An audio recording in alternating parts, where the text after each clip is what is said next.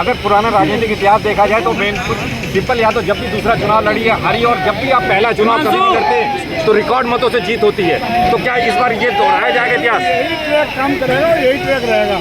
कभी भी डिम्पल जी दूसरा चुनाव नहीं जीती है, इस बार भी यही होगा। डिम्पल यादव ने कहा महिलाओं को सुरक्षित नहीं है, क्या कहेंगे? देखिए, मैं समझता हूँ कि डिम्पल जी को थोड़ा सा याद कर लेना चाहिए, अपने पतिदेव के कार्यकाल का याद आ जाना चाहिए। 12 से 17 में, या 12 से 17 के बीच में गुंडई, अराजकता, महिला उत्पीड़न, जमीनों पे कब्जे, चौथ वसूली, फिरौती, छिनैती जो पिटा वही जेल गया। ये दंत 12 से 17 तक सबसे ज़्यादा अगर किसी ने झेला है तो मैनपुरी है। तो ये मैनपुरी की जनता इस बार जवाब देगी। और मैं समझता हूँ कि घोषणा पत्र की बजाय अखिलेश जी को एक पत्र जारी करना चाहिए था।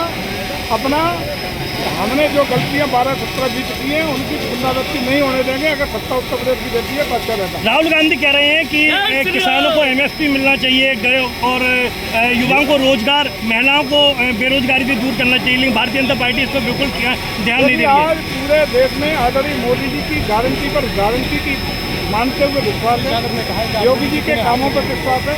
मोदी जी ने जिस तरीके से देश को ऐतिहासिक रूप से कीर्तिमान कायम करते हुए 11वीं अर्थव्यवस्था से देश को 5वीं अर्थव्यवस्था बनाया है, सामरिक दृष्टि से, आर्थिक दृष्टि से गरीब कल्याण के लिए जो योजना देने का काम किया है वो एक एक गरीब व्यक्ति तक पहुंचने का, बिना किसी राजनीतिक, सामाजिक या सांप्रदायिक बिना भेदभाव के जन जन तक पहुंचाने का काम किया है।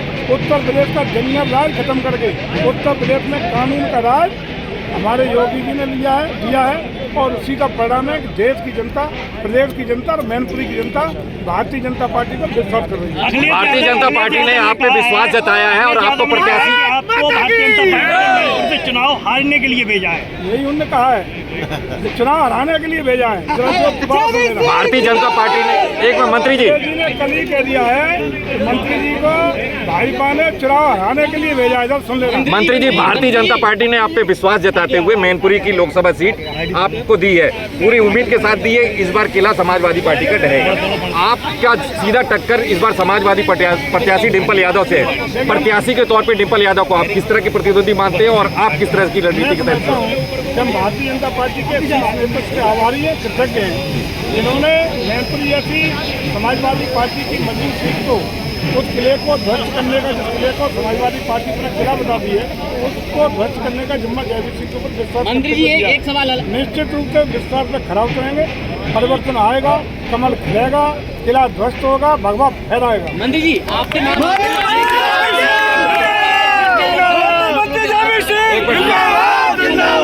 घोषित होते ही अखिलेश यादव डिम्पल का नाम काटकर खुद चुनाव लड़ सकते हैं, सूत्रों की खबर आ रही है। अच्छा, स्वागत है, कोई प्रत्याशी आ जाए, स्वागत है।